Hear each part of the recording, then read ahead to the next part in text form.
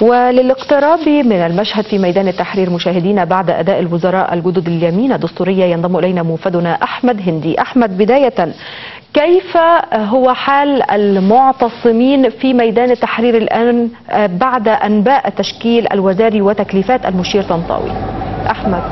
المعتصمون في ميدان التحرير انقسموا 3 أقسام.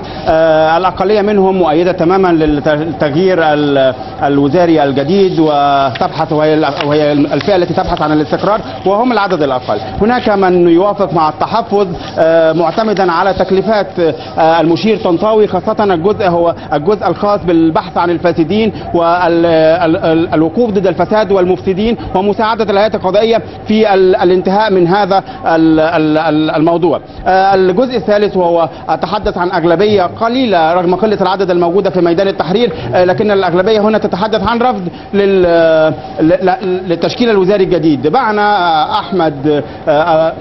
أحمد عبد ربه من المكتب التنفيذي لائتلاف شباب الثورة للحديث عن لماذا، وهو أحد الرافضين، لماذا هم رافضون للمجلس للتشكيل الوزاري الجديد. في البداية الجميع يبحث عن استقرار، مش بس الفئة اللي قبلت بالتشكيل الوزاري، حتى الفئة التي رفضت. لكن هو المشكلة أو الإشكالية الكبيرة عندنا هي انفراد المجلس العسكري بالسلطة منذ اليوم 11 فبراير وحتى الآن في كل القوانين التي صدرت: قانون بشر الحقوق السياسية، قانون مجلسي الشعب والشورى، قانون تجريم للاعتصامات والمظاهرات. كل القوانين تمت بهذا الشكل. وأيضا تشكيل الحكومة. تشكيل الحكومة لم يتم من خلال مفاوضات واتفاق عام بين القوى الوطنية والسياسية. إذا تم بهذه الآلية فمش هتلاقي حد بيعترض، لأن كل القوى السياسية هتكون مشاركة في هذا. مش هتلاقي حد في الجانب الآخر واقف بيقول لك لا هذا بشكل خطأ. إنما هناك انفراد من المجلس العسكري في اتخاذ كافة القرارات وحتى تشكيل الحكومة، ربما لأن المجلس العسكري هو المنوط به بحكم البلاد في هذه الفترة وتيسير الأمور. ليست حقيقة. المجلس العسكري وضع لنفسه إعلان دستوري، وضع لنفسه بعض مواد تعطيه الصلاحيات لما يتم استفتاء الشعب المصري عليها. فعليه أن يلتزم بكافة القوى السياسية التي شاركت والتي قامت بهذه الثورة كشركاء من أجل مصلحة هذا الوطن في أن يجتمعوا ويتحاوروا ويتشاوروا حول شكل الحكومة الجديدة وما هي صلاحياتها وما الأسماء المطروحة بها. ثم انتقل إلى تشكيل نفسه للحكومة. هناك بعض الوزراء مرفوضون تماما. إذا قبلنا بهذه الوزارة إذا حدث، هناك بعض الوزراء مرفوضون مثل وزير الداخلية الذي يحكم مصر منذ عدد من الشهور لم يتم القبض. الذي يدير جهاز الداخلية منذ الشهور الأخيرة لم يقبض على القناص الذين قتلوا الثوار في أحداث ثورة 25 يناير.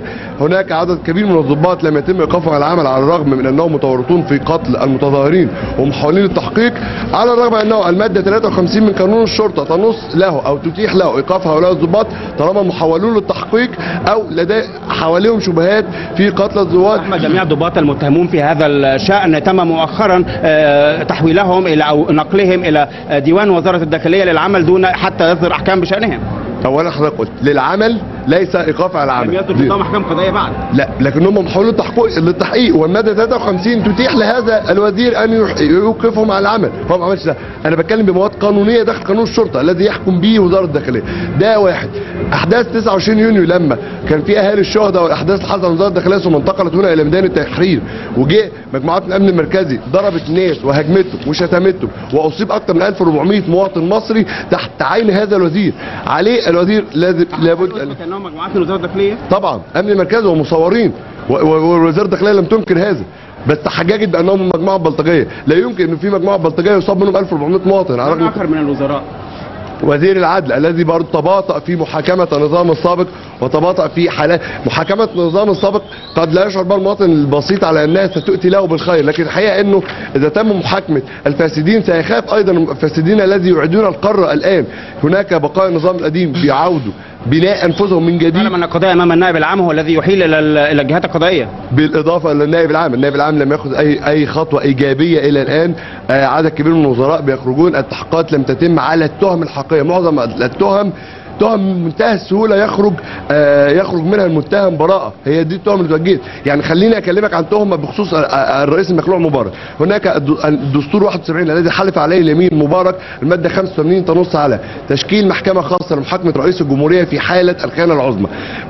والماده 57 من قانون سنه 54 بتفسر انه الخيانه العظمى في حاله عدم الالتزام بحلف اليمين. مبارك حلف اليمين على احترام الدستور، ومن مواد الدستور تدور ماده بتتكلم عن حريه واستقلال القضاء.